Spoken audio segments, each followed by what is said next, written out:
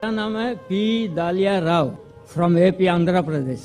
अच्छा, मेरा सवाल है, एक लड़की का शादी एक लड़का से हुआ, उन लोग 5 भाई आए, लेकिन बड़ा भाई से शादी हुआ। अच्छा, वो मर गया, सेकंड वाला को शादी किया, वो भी मर गया, तीसरा को शादी किया, वो भी मर गया, लास्टली सबको शादी किया, लड़की भी मर गया। वो लोग मरने के बाद में किसकी बीवी है? भाई साहब, जो आपने सवाल किया है, आप बाइबल अगर पढ़ेंगे, बाइबल से लिया, बाइबल के अंदर इसका जिक्र आता है। ईसा अलैहिस्सलाम से एक शख्स पूछता है, या बाइबल से उठाए, बराबर? यस। बाइबल में इसका जिक्र है कि अगर एक औरत एक आदमी से शादी करती है, वो मर जाता है, फिर दूसरे आदमी से करती है, वो भी मर जाता है, फिर तीसरे से करती है, वो भी मर जाता है, फिर चौथे से, 5वें से, 7वें से, जन्नत में या आखिरत में वो किसकी बीवी होंगी? ये सवाल है, बराबर ना? हाँ, इसका जवाब ईसा अलैहिस्सलाम बाइबल में कहते, they shall not die any more, वो फिर से और नहीं मरेंगे। और इस्लाम में भी जब आखिरत में जाएंगे, जिस तरीके से अभी रिलेशनशिप है वैसी नहीं है, बराबर? आप मुझसे पूछेंगे, एक आदमी 90 साल की उम्र में मरता है, एक बच्चा 2 साल की उम्र में मरता है, आखिरत में क्या उम्र पे? हमने सोचे 90 साल का आदमी अगर वापस आखिरत में आएगा इतना बूढ़ा, तो अल्लाह ताला जब उठाएंगे, it will be something different. वो जरूरी नहीं कि आप 90 साल पे मरे तो 90 साल पे उठाएंगे, जन्नत में आप अल्हम्दुलिल्लाह तंदुरुस्त रहेंगे।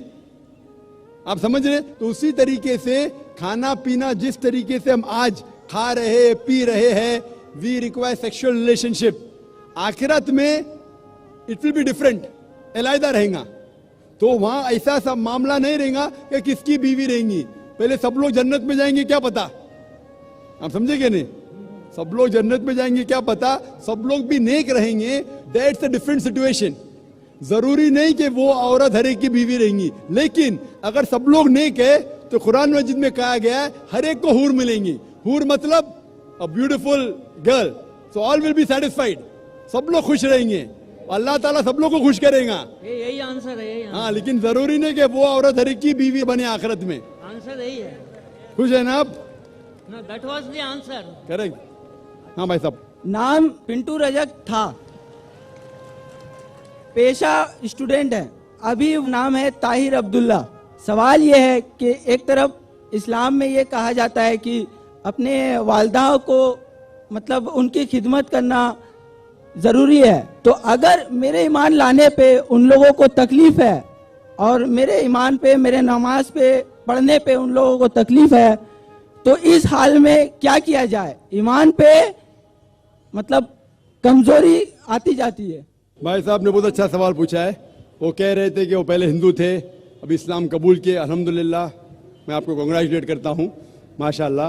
वो कह रहे हैं कि अभी इस्लाम कबूल करने के बाद अगर उसकी माँ या उसके वालिदैन दोनों एतराज़ करते हैं नमाज के ऊपर, तो भी क्या मुझे उसकी इज्जत करना चाहिए? क्या मुझे उनकी खिदमत करना चाहिए?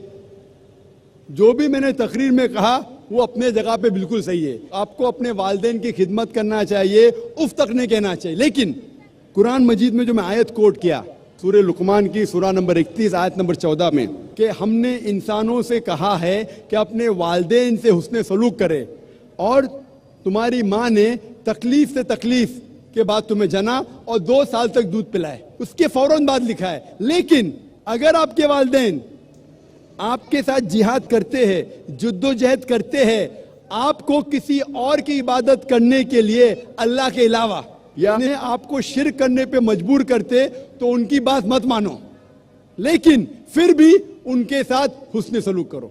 तो कुरान में ये लिखा है कि आपके वालिदैन की इज्जत करो, हुस्न सलूक करो, लेकिन अगर वो अल्लाह के खिलाफ जाते हैं या अल्लाह के रसूल के खिलाफ जाते, उस वक्त आपको उनकी बात नहीं मानना चाहिए, लेकिन फिर भी हुस्न सलूक करना चाहिए। तो वो अगर बोलते नमाज मत पढ़ो, आपको नमाज पढ़ना चाहिए, लेकिन फिर भी उनके साथ प्यार से पेश आना चाहिए। आपका फर्ज है कि आप आपके वालिदैन के, भले वो मुशरिक है, भले वो गैर मुस्लिम है, फिर भी आपको उनके साथ प्यार से पेश आना चाहिए, ये फर्ज है आपका। अगर आप प्यार से पेश नहीं आएंगे तो आप अल्लाह के खिलाफ जाएंगे, अल्लाह के रसूल के खिलाफ। लेकिन अगर वो आपसे कुछ चीज कह रहे हैं जो शरीयत के खिलाफ है, अल्लाह और अल्लाह के रसूल के खिलाफ है, तो उस वक्त آپ ان کی بات مت مانیے, لیکن پھر بھی ان کے ساتھ پیار سے پیش آئیے اور ان کو دعوت دو. ان کو لگنا چاہیے کہ میرا بیٹا ابھی اسلام قبول کرنے کے بعد اتنا دیالو ہے, زیادہ پیار کر رہا ہے مجھے, بھلے میں ان سے ٹوک رہی ہے پھر بھی پیار کرتا ہے, میری خدمت کرتا ہے, میری دیکھ بھال کرتا ہے. اتنا متاثر ہونا چاہیے کہ وہ بھی اسلام قبول کرنا چاہیے. Hope that answers the question. Next question. I'm Miss D. McDonald. I'm a student and I have 2 questions to ask of you, please. The first one is, in one of the first few chapters of the Quran, it is written that if a woman disobeys her husband, he is given full permission to beat her and keep her locked up in solitary confinement, thus withholding her from any intimacy until she toes the line, following whatever he says. If this is the punishment for women, where is the equivalent punishment for the men when they have wronged their women? And my second question is, if you Just could... rather one question. I'll answer that, then we'll come to the next question, inshallah. I have to give you 2 opportunities because the earlier question was missed. बहन ने सवाल किया है कि इस्लाम में कुरान में लिखा हुआ है कि मर्द को इजाज़त है कि वो अपनी पत्नी को बेहद मार सकता है, तो क्या ये सही है? लेकिन अगर शोहर ऐसा करे तो क्या बीवी को परमिशन है उसे मारने की? ये उसका सवाल था. जो बहन सवाल कर रही है वो कुरान मजीद की एक आयत का हवाला दी ने उनने, मैं देना चाहता हूँ. सूरह निसा का सूरा नंबर 4 आयत नंबर 34 में जहाँ लिखा हुआ है कि अगर बीवी शोहर की बात नहीं मानती, कुछ हराम करती या नाफरमानी करती है, तो पहले शोहर बीवी को प्यार से समझाना चाहिए. नहीं समझती है तो उसको डांटी दे सकता है. उसके बाद बिस्तर पे नहीं साथ में रहना चाहिए, यानी इट्स अ ग्रेटर पनिशमेंट. पहले प्यार से समझाओ, फिर डांटी दे के बोलो, फिर बिस्तर पे मत सो साथ में. उसके बाद अरबी लफ्ज दरबा, आप उसको लाइटली मार सकते हैं. और हदीस में आता है कि अल्लाह के रसूल फरमाते हैं ये लाइट मारना की मिसाल है कि मिसवाक से मारना. मिसवाक मतलब नॉट टूथब्रश, टूथब्रश से आप पीट भी सकते, होता ना हैंकरचीफ या रुमाल से मारना. It is a symbolic beating. और अल्लाह के रसूल फरमाते जब आप बीवी को मारे तो कभी चेहरे पे मत मारो, ऐसा मत मारो कि निशान रह जाए. उसका मतलब ये मारना सिर्फ एक चेतावनी है, कह रहा है आप लिमिट के बाहर जा रही है. तो ये मारना is more of a symbolic beating, it is not a physical pain. वो शोहर जब बीवी को मारता है उसको दर्द पहुंचाने के लिए नहीं मार रहा है, क्योंकि अल्लाह के रसूल ने कहा कि चेहरे पे मत मारो, निशान नहीं आना चाहिए. उसका मतलब आस्ते से मारो. क्यों? मतलब ये आप अपनी हद पार कर चुकी है, ये अल्टीमेट वार्निंग है.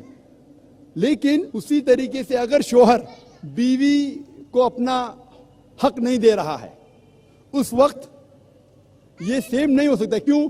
अगर बीवी शोहर को मारेंगी तो शोहर थोड़ी बीवी को छोड़ेगा, कि कुरान की आयत है उसके पहले ही सूरह निसा सूरा नंबर 4 आयत नंबर 34 में कि मर्द के पास ज्यादा ताकत है, लेकिन उसको इख्तियार है कि अगर शोहर उसको हुकूक नहीं दे रहा है वो शोहर से प्यार से बात करे. आप क्यों मुझे हुकूक नहीं दे रहे? अगर नहीं मानता है तो आर्बिट्रली क्या हो, शोहर के तरफ से एक बड़े को बुलाओ, बीवी की तरफ से बुलाओ, बैठ के बात करो. फिर भी नहीं होता है, हुकूक नहीं दे रहा है, तो वो जाके काजी के पास निकाह फस्ख कर सकती है. निकाह फस्ख मतलब अगर शोहर उसके हुकूक नहीं दे रहा है, मिसाल के तौर पे रोज मारता है, रोज गाली देता है, हक नहीं दे रहा है, तो वो काजी के पास जाके निकाह फस्ख कर सकती है, मतलब नलिफिकेशन of the marriage. Hope this answer the question sister. सुबहान अल्लाह. दोस्तों, किस कदर हसीन अंदाज में किबला डॉक्टर साहब ने मुश्किल तरीन सवालों के जवाब इरशाद फरमाए. यकीनन वो इंसान बड़ा खुशकिस्मत है जिससे अल्लाह ताला ने अमर बिल मारूफ व नही अनिल मुनकर के लिए यानी नेकी का हुक्म करना और बुराई से मना करने के लिए अल्लाह ने मुंतखब फरमा लिया. जो शख्स अल्लाह और उसके रसूल की तरफ मखलूक खुदा को बुलाता है तो अल्लाह के यहाँ उसका बहुत बड़ा मकाम है और बहुत बड़ा अजर है.